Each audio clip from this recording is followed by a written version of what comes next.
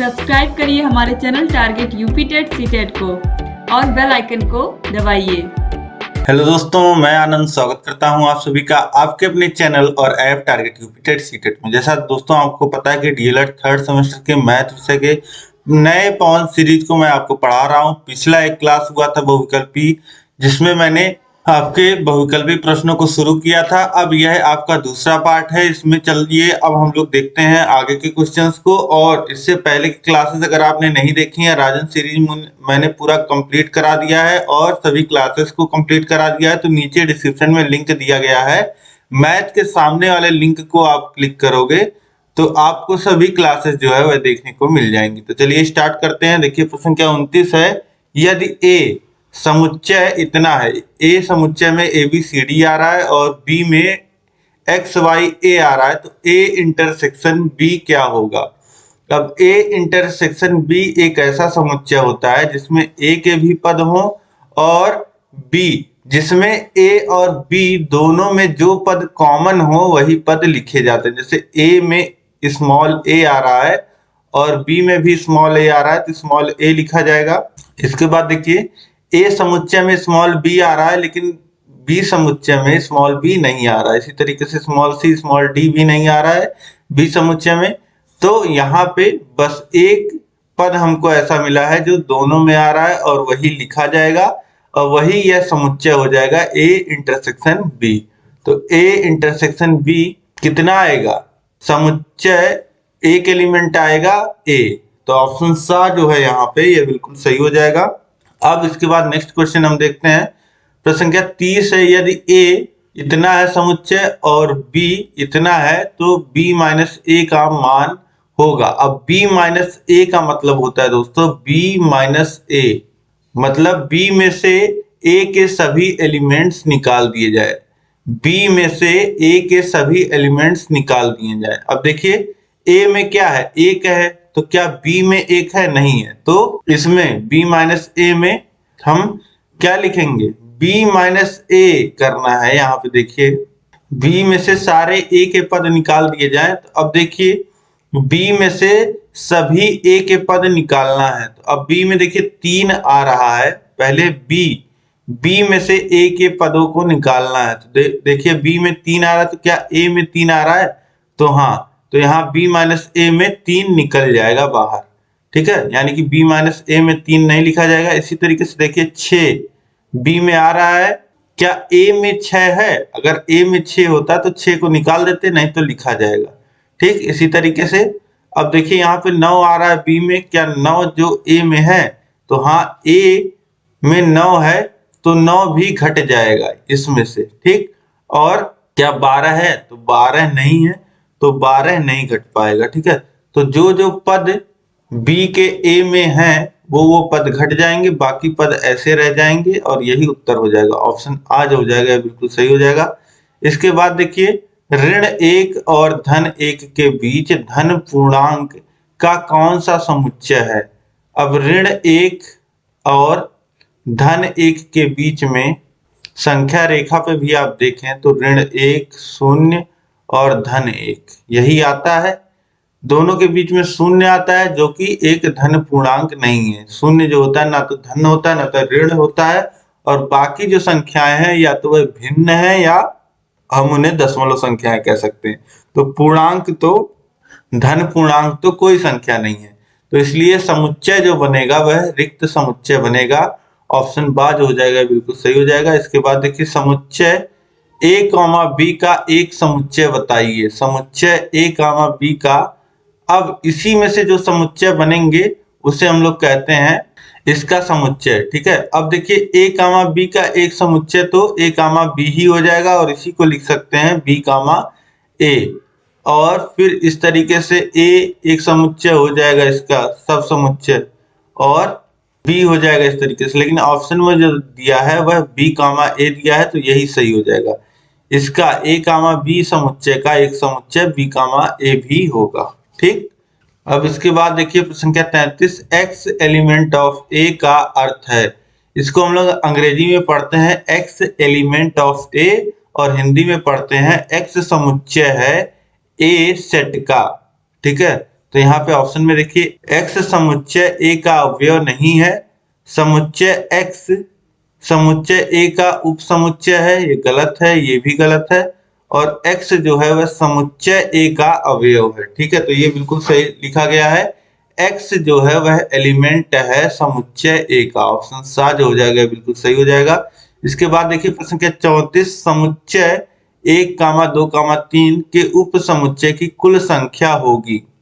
अब इस प्रश्न में एक समुच्चय दिया गया है और उसके उप समुच्चय हमको निकालने हैं। तो किसी भी समुच्चय का एक समुच्चय जो होता है वह नल समुच्चय होता है, यानी कि जो जिसे हम फाई भी लिखते हैं। ठीक है, तो एक समुच्चय तो ये हो जाएगा, खाली ब्रैकेट से इसको दिखा दीजिए।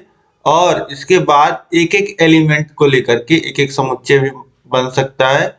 तो एक आ सकता है उसमें, फिर दूसरे समुच्चय में 2 आ सकता है, तीसरे समुच्चय में 3 आ सकता है, फिर इसी तरीके से 2-2 समुच्चय भी लेकर के समुच्चय बन सकते हैं।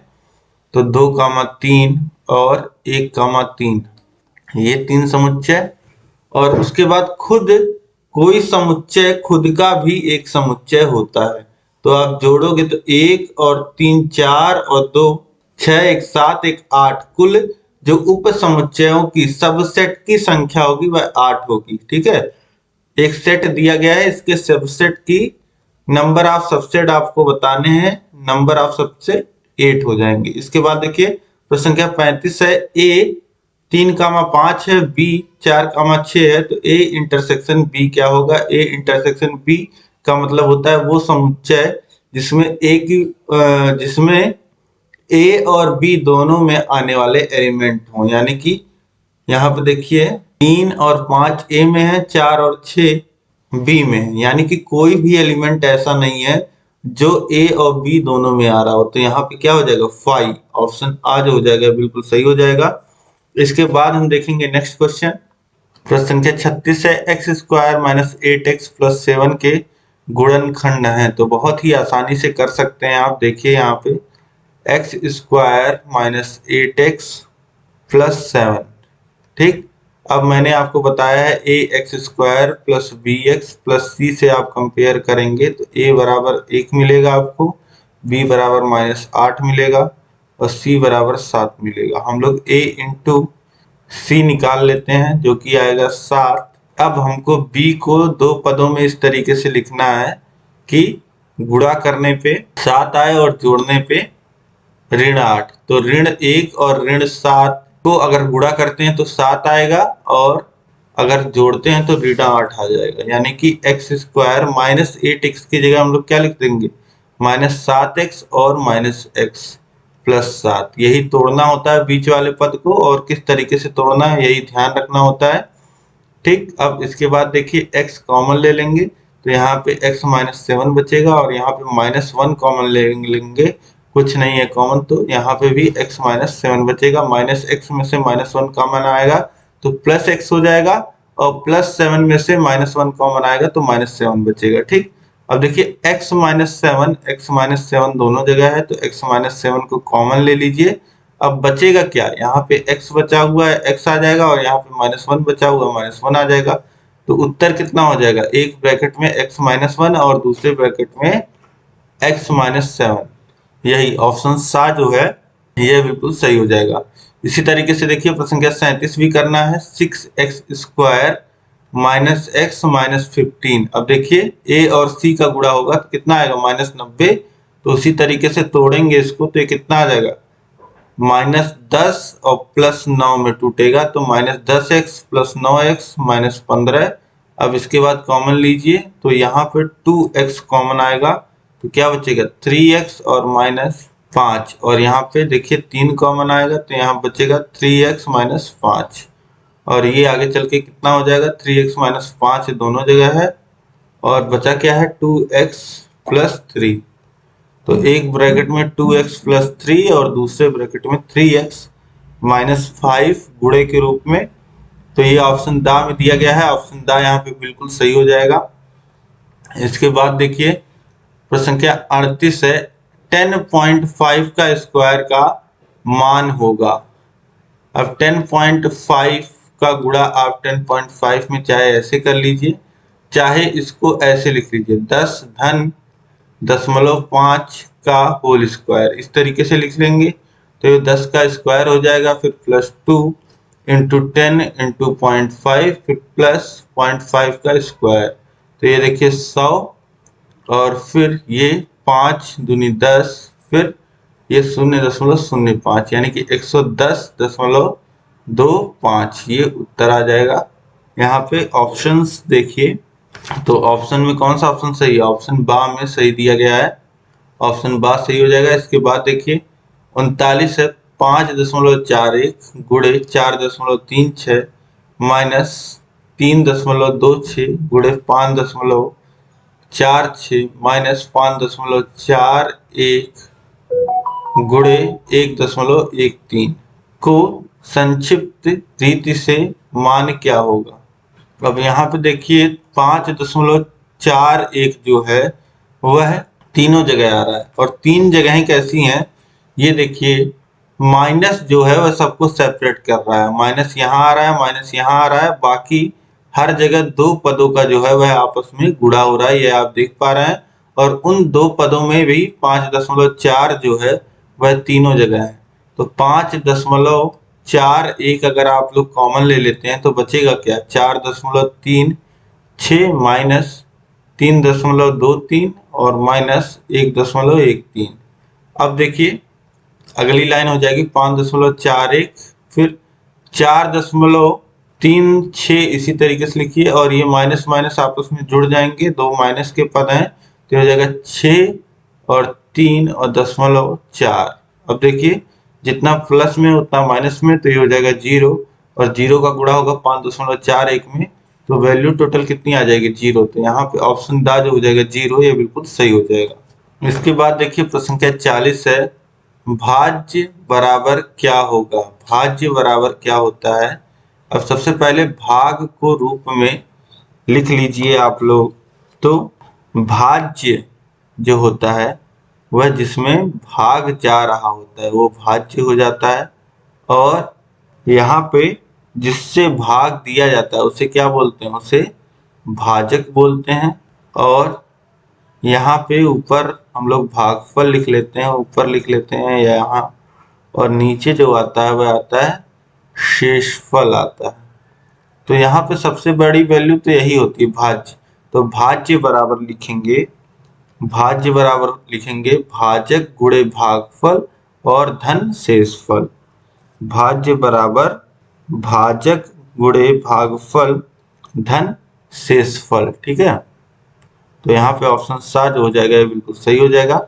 इसके बाद देखिए प्रश्न संख्या 41 है, प्रथम 5 अभाज्य संख्याओं की माध्यिका है। प्रथम 5 अभाज्य संख्याएं आप लिख लीजिए, तो एक ना तो भाज्य है ना तो अभाज्य है, और दो जो है वह अभाज्य संख्या है, और 3 भी अभाज्य है, 5 भी अभाज्य है, 7 भी अभाज्य है, 8 7 के बाद 8 9 10 ये भाज्य हैं, फिर 11 अभाज्य है। माध्यिका यहाँ पे आपको निकालना है। माध्यिका निकालने के लिए आपको क्या करना है?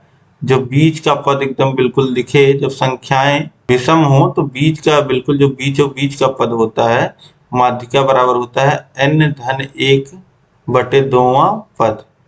तो n कितना है? 5, यानी कि 5 धन 1/2 यानी कि 3वां पद। तो 3वां पद कितना है? 5 है। तो यहाँ पे माध्यिका क्या हो जाएगा? 5। ऑप्शन सा जो हो जाएगा ये बिल्कुल सही हो जाएगा।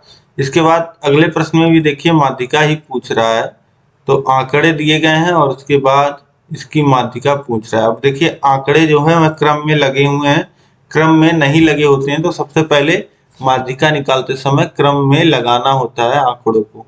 यहाँ पे देखिए 7 आंकड़े दिए गए हैं, तो बिल्कुल बीचों बीच का जो आंकड़ा होगा चौथा आंकड़ा n धन 1/2वां पद, यानी कि चौथवां पद यहाँ पे आ जाएगा। चारवां पद क्या है? 9 है। तो यहाँ पे सीधे सीधे आप देख के बता सकते हैं कि 9 जो है वह माध्यिका है, क्योंकि 9 के इधर भी 3 पद हैं, इधर भी 3 पद हैं, ठीक है। विषम जो होती है संख्या तो बहुत आसान होता है निकालना। इसके बाद देखिए प्रश्न संख्या 43 है, प्रथम 5 प्राकृतिक संख्याओं का समांतर माध्य क्या होगा? प्रथम 5 प्राकृतिक संख्याएं, प्राकृतिक संख्याओं में क्या क्या लिखते हैं? 1 2 3 4 5। अब इन 5 संख्याओं का समांतर माध्य निकालने के लिए क्या करेंगे, संख्याओं का योग यानी कि 1 धन 2 धन 3 धन 4 धन 5 करेंगे, यानी कि 3 धन 3 6 4 10 15। अब 15 बटे कितना आएगा, 5 संख्याएं हैं तो संख्याओं की संख्या 5, समांतर माध्य कितना आ जाएगा 3, तो 43 का जो ऑप्शन द हो जाएगा 3 ही है, बिल्कुल सही हो जाएगा। इसके बाद देखिए 44 नंबर प्रश्न है, 10 12 19 9 13 12 8 12 11 17 13 का बहुलक है। तो यहाँ पे देखिए आप इनमें देखिए सबसे अधिक बार कौन सी संख्या आ रही है, तो 12 अगर आप देखेंगे तो 12 जो है वह 3 बार आया है, बाकी जो संख्याएं हैं वह 3 बार से कोई अधिक नहीं आया और 3 बार भी कोई नहीं आया। तो सबसे अधिक बार कौन सी संख्या आई है, वही बहुलक होती है, तो 12 जो हो जाएगा बहुलक हो जाएगा, ऑप्शन आ सही हो जाएगा। इसके बाद देखिए संख्या 45 से प्रथम 10 प्राकृतिक संख्याओं का समांतर माध्य होगा। तो प्रथम 10 प्राकृतिक संख्याओं को जोड़ लीजिए, 1 2 3 4 5 तक हमने जोड़ा था, 15 आया था। इसके बाद 15 और 6 21 और 7 28 और 8 36 और 9 45 और 10 55। 55 और बटे में संख्याओं की संख्या 10, तो 5.5 आ जाएगा, ऑप्शन आ जो हो जाएगा ये बिल्कुल सही हो जाएगा, 5.5। इसके बाद देखिए प्रश्न संख्या 46 है, यदि प्रेक्षणों की संख्या 13 है तथा उसका माध्य 9 है तो प्रेक्षणों का योगफल होगा। अब माध्य जो है वह 9 है, माध्य बराबर होता है वही समांतर माध्य, पदों का योग बटे पदों की संख्या। अब पदों का योग निकालने के लिए क्या करेंगे, माध्य और पदों की संख्या का गुणा कर देंगे, तो माध्य है 9 और संख्या है 13, तो 13 9 117 यही आ जाएगा, यही जो ऑप्शन हो जाएगा द 117 ये बिल्कुल सही हो जाएगा। इसके बाद देखिए एक घन का पृष्ठ 24 वर्ग सेमी है, घन का आयतन होगा। अब घन का जो पृष्ठ है, घन का पृष्ठ कितना होता है 6a स्क्वायर होता है, ठीक है, जो कि दिया गया है 24। 6 फलक होते हैं घन में और एक फलक का जो पृष्ठ होता है वो a स्क्वायर होता है, तो 6 फलक का कितना होगा 6a स्क्वायर होगा, और a स्क्वायर बराबर कितना हो जाएगा 24 बटे 6 यानी कि 4, और a बराबर हो जाएगा 2, और जब a बराबर 2 हो गया तो इसका आयतन, घन का आयतन कितना होता है a क्यूब, यानी कि 2 का क्यूब कितना होगा 8 घन सेमी आएगा, ऑप्शन आ जो हो जाएगा यहाँ पे, ये बिल्कुल सही हो जाएगा। इसके बाद देखिए प्रश्न संख्या 48 है, एक लंबवृत्तीय बेलन की ऊंचाई 6 सेमी त्रिज्या 3 सेमी हो तो बेलन का आयतन होगा। लंबवृत्तीय बेलन है, ऊंचाई है 6 सेंटीमीटर, त्रिज्या है 3 सेंटीमीटर, बेलन का आयतन पूछ रहा है, तो बेलन का आयतन जो होता है वह होता है पाई आर स्क्वायर इंटू एच, ये होता है आयतन। पाई रख लीजिए वैल्यू 22/7, आर की वैल्यू है 3, तो 3 गुणे 3 और ऊंचाई 6, ठीक। अब इसी को सॉल्व कर लीजिए, तो देखिए 3 त्रिका 9, 9 छक 54, और पाई को पाई ही रहने दीजिए क्योंकि ऑप्शन में पाई में दिया गया है, तो ये ऑप्शन बाज हो जाएगा 54 घन सेंटीमीटर, ये बिल्कुल सही हो जाएगा। इसके बाद देखिए प्रश्न संख्या 49 है, घन का आयतन 27 घन सेमी है, यानी कि 27 सेंटीमीटर क्यूब है घन का आयतन, और घन का कोर आपसे पूछ रहा है। घन का कोर मतलब कि घन की भुजा आपसे पूछी जा रही है। अब देखिए आयतन दिया है यानी कि भुजा का क्यूब दिया गया है, तो भुजा का क्यूब यहाँ पे दिया गया है 27, और भुजा आपको निकालना है, तो क्यूब को बराबर के इधर भेजेंगे तो हो जाएगा क्यूब रूट ऑफ 27, और क्यूब रूट ऑफ 27 को लिख सकते हैं 3 का क्यूब, तो ये कितना आ जाएगा 3, यानी कि 3 सेंटीमीटर जो हो जाएगा वह घन का कोर या घन की भुजा हो जाएगी, ऑप्शन आ यहाँ पे सही हो जाएगा। इसके बाद देखिए प्रश्न संख्या 50 है, घन की भुजा 6 सेमी, घन का पृष्ठ होगा, घन की भुजा जो है वह 6 सेंटीमीटर है, यानी कि a बराबर 6 है, और घन का पृष्ठ पूछ रहा है। अब पृष्ठ होता है 6a स्क्वायर, क्योंकि 6 फलक होते हैं और एक फलक का जो मान होता है वह a स्क्वायर, एक फलक का जो पृष्ठ होता है वह a स्क्वायर होता है, तो ये हो जाएगा 6 गुणे 6 का स्क्वायर, यानी कि 6 का क्यूब 6 चौक 36 और 36 का गुणा 6 में करेंगे तो 36 पच्चे 180 और 36 कितना हो जाएगा 216। तो ये हो जाएगा 216 वर्ग सेंटीमीटर में आएगा, क्योंकि यह क्षेत्रफल है। तो ऑप्शन 7 जो हो जाएगा यहाँ पे बिल्कुल सही हो जाएगा। इसके बाद देखिए प्रश्न संख्या 51 है, घन का विकर्ण जो है वह 4a³ है, तो घन का आयतन होगा। अब घन का विकर्ण जो होता है वह होता है a√3। a√3 का मान दिया गया है 4√3। अब √3 कट जाएगा और a की वैल्यू 4 आ जाएगी। अब इसके बाद आयतन निकालने के लिए क्या करेंगे, भुजा का क्यूब कर देंगे। तो 4 का क्यूब हो जाएगा 4 चौक 16, 16 चौक 64, तो 64 घन सेंटीमीटर यह जो आ जाएगा, यह इस घन का आयतन आ जाएगा जिसका विकर्ण 4√3 है। ऑप्शन 7 हो जाएगा यहाँ पे बिल्कुल सही हो जाएगा। इसके बाद देखिए एक कमरे के फर्श का क्षेत्रफल 48 वर्ग मीटर है, यदि उसकी ऊंचाई 5 मीटर है तो कमरे का आयतन होगा।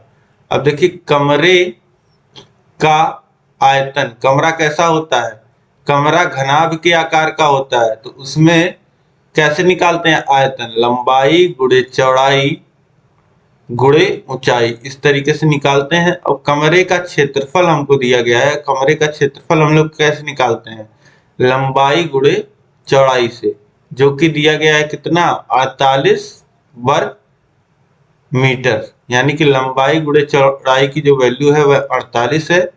लंबाई गुणे चौड़ाई की वैल्यू, लंबाई गुणे चौड़ाई की वैल्यू जो है यहाँ पे वह है 48, तो लंबाई गुणे चौड़ाई की जगह रख देंगे 48। और ऊंचाई कितनी है, ऊंचाई है 5 मीटर, तो गुणे 5 और 48 बच्चे हो जाएगा कितना 240, तो 240 घन मीटर, ये हो जाएगा 240 घन मीटर। ऑप्शन 7 जो हो जाएगा यह बिल्कुल सही हो जाएगा। अब इसके बाद देखिए प्रश्न संख्या 53 है, वृत्त की स्पर्श रेखा वृत्त की त्रिज्या के साथ कौन सा कोण बनाती है।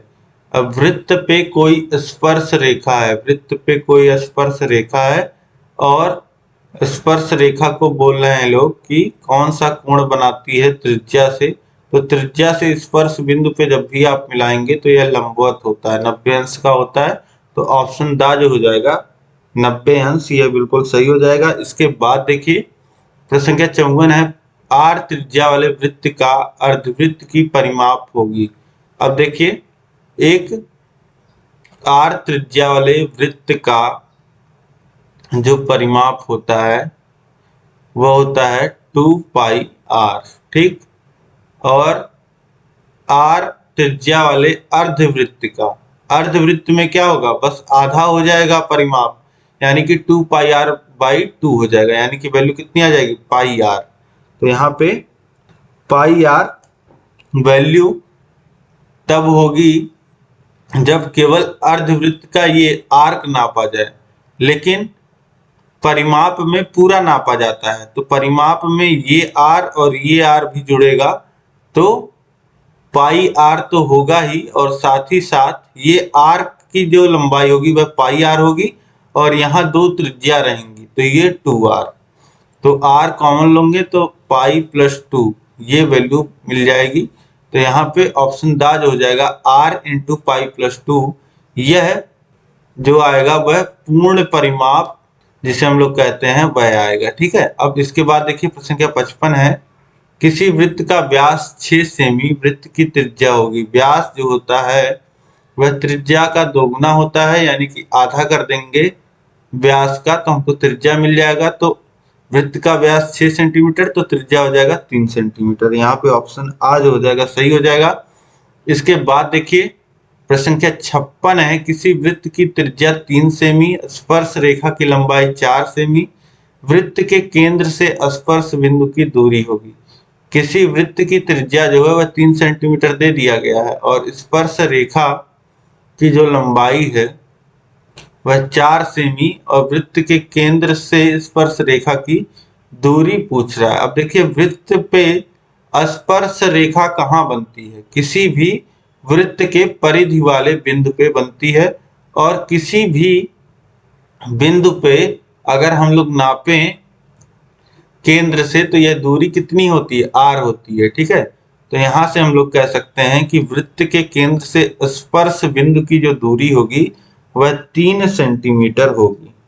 अब जो यहाँ प्रश्न में लिखा है उसके लैंग्वेज के हिसाब से तो 3 सेंटीमीटर सही होगा, लेकिन यहीं पे अगर ऐसा लिखा होता कि जो स्पर्श रेखा की लंबाई यहाँ पे दिया है ना, वह लंबाई को आप समझिए, स्पर्श रेखा की जो लंबाई है, स्पर्श रेखा की लंबाई दिया गया है 4 सेंटीमीटर है, यानी कि यहाँ पे कहीं 4 सेंटीमीटर दूरी पे कोई बिंदु A है जहां से स्पर्श रेखा खींची गई है, और इस केंद्र और बिंदु A की दूरी अगर यह पूछता तो देखिए यह 4 सेंटीमीटर, त्रिज्या 3 सेंटीमीटर, तो पाइथागोरस प्रमेय लगता, ये O और A जो होता वह कर्ण होता पाइथागोरस प्रमेय, क्योंकि यह 90 अंश का कोण होता है, 90 अंश के सामने वाला कोण जो होता है वह कर्ण होता है। तो OA का स्क्वायर बराबर हो जाता बाकी दोनों भुजाओं का स्क्वायर, यानी कि 3 का स्क्वायर और धन 4 का स्क्वायर। तो OA का स्क्वायर बराबर हो जाता 9 धन 16 यानी कि 25, और OA बराबर हो जाता अंडर रूट 25 यानी कि 5। OA की जब वैल्यू आ जाती 5 सेंटीमीटर आ जाती। इस तरीके से ये सही होता ऑप्शन, लेकिन यहाँ पे जो लैंग्वेज लिखा है उस हिसाब से वृत्त के केंद्र से स्पर्श बिंदु, स्पर्श बिंदु कौन सा होता है, जहां पे स्पर्श रेखा वृत्त को टच करती है उसे स्पर्श बिंदु हम लोग बोलते हैं। ठीक है, तो इस तरीके से आप समझ पा रहे होंगे। अब यहीं पे अगर प्रश्न इस तरीके से लिखा होता 3 सेंटीमीटर त्रिज्या वाले वृत्त का किसी बिंदु A से बनाई गई स्पर्श रेखा की लंबाई 4 सेंटीमीटर है, बिंदु A की वृत्त के केंद्र से दूरी है, तो वह आता उत्तर 5 सेंटीमीटर, लेकिन यहाँ पे लैंग्वेज जो है उस हिसाब से 3 सेंटीमीटर होगा। अब 57 नंबर प्रश्न देखिए, log 10 to the power 10 की पावर 4। तो अब देखिए जो घात होती है वह बाहर आ जाती है, इस तरीके से 4 बाहर आ जाएगा, और 10 के घात में 10 है, तो जब बेस और घात जो होता है समान होता है तो इसका मान हो जाता है 1, तो ये हो जाएगा 4 गुणे 1, यानी कि वैल्यू कितनी आ जाएगी 4, ऑप्शन द सही हो जाएगा। इसके बाद देखिए प्रश्न संख्या 58, एक घन सेमी तांबे के टुकड़े को पिघला करके 1 मिलीमीटर मोटा तार खींचा गया, तार की लंबाई होगी 1 घन सेंटीमीटर तांबे, यानी कि उसका वॉल्यूम आयतन कितना है 1 सेंटीमीटर क्यूब। ठीक, अब इसको पिघला करके 1 मिलीमीटर मोटा तार खींचा गया है। तार क्या होता है, बेलन होता है। ठीक है, यानी कि पाई आर स्क्वायर इंटू एच की वैल्यू कितनी है, इसी के बराबर है जितना पहले। अब देखिए आयतन में कोई परिवर्तन नहीं होगा, चाहे उसको आप घन बना के रखिए चाहे उसको तार बना के रखिए, आयतन उतना ही रहेगा। तो पाई आर स्क्वायर इंटू एच ये हो जाएगा बेलन का आयतन, तार का आयतन, और यह है बराबर 1 सेंटीमीटर क्यूब के। ठीक है, अब पाई की वैल्यू देखिए 22/7, और आर कितना है, त्रिज्या यहाँ पे दिया गया है 1 मिलीमीटर मोटा तार, 1 मिलीमीटर मोटा तार। अब तार को कैसे नापते हैं, 1 मिलीमीटर मोटा तार इस तरीके से नापेंगे। ठीक है, और त्रिज्या आप समझिए, जब तार की मोटाई दी जाती है तो उसमें डायामीटर दिया जाता है, उसमें व्यास दिया जाता है। व्यास जो दिया गया है वह 1 मिलीमीटर दिया गया है, यानी कि जिसे हम लोग अगर सेंटीमीटर में लिखें तो 1/10 सेंटीमीटर, और आर को लिखेंगे तो इसका आधा 2 से और भाग हो जाएगा, तो 1/20 सेंटीमीटर आर हो जाएगा। तो अब इसका देखिए 1/20 गुणे 1/20 क्योंकि स्क्वायर है, और इंटू एच, यही लंबाई जो है वह ज्ञात करना है, और बराबर सब है ये 1 के।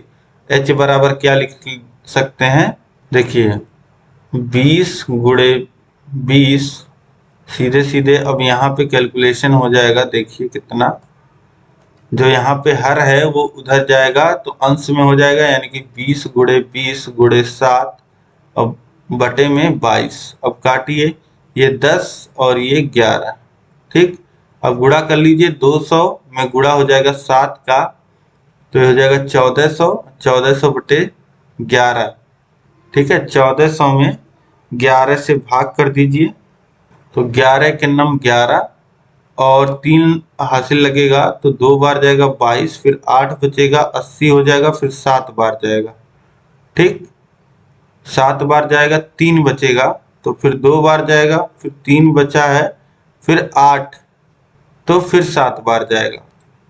तो कितना आ जाएगा यहाँ पे 1400 में जब हम 11 से भाग करेंगे तो 127.27 सेंटीमीटर आएगा, जिसे लिख सकते हैं 127.28 सेंटीमीटर। ऑप्शन बाज हो जाएगा यहाँ पे, बिल्कुल सही हो जाएगा। ठीक है, तो इस तरीके से केवल आयतन को बराबर दिखा देना है। आयतन क्योंकि वो जो मटेरियल है वह तो खर्च होगा नहीं, बस उसको खींच के बढ़ाया जा रहा है। ठीक है, मटेरियल वही रहेगा, वो उसका आयतन उतना ही रहेगा। ठीक है, तो इस तरीके से आपने सभी प्रश्नों को यहाँ पे देख लिया इस पार्ट के, और अगले पार्ट में हम लोग बहुविकल्पी प्रश्नों को खत्म कर देंगे। तो यह उम्मीद है कि आपको पार्ट पसंद आया होगा, तो इसको लाइक कर दीजिए और अपने खास मित्रों में, कम से कम 5 मित्रों में आपको शेयर करना है। और अभी तक अगर आपने चैनल को सब्सक्राइब नहीं किया है तो चैनल को सब्सक्राइब कर लीजिए, उसके बगल है बेल आइकन, उस पर ऑल सेलेक्ट कर लीजिए ताकि सभी नोटिफिकेशंस आपको मिल पाए। सभी विषयों का लिंक जो है वह नीचे डिस्क्रिप्शन में दिया गया है। पूरा 3rd सेमेस्टर का तैयारी आपको करा दिया गया है।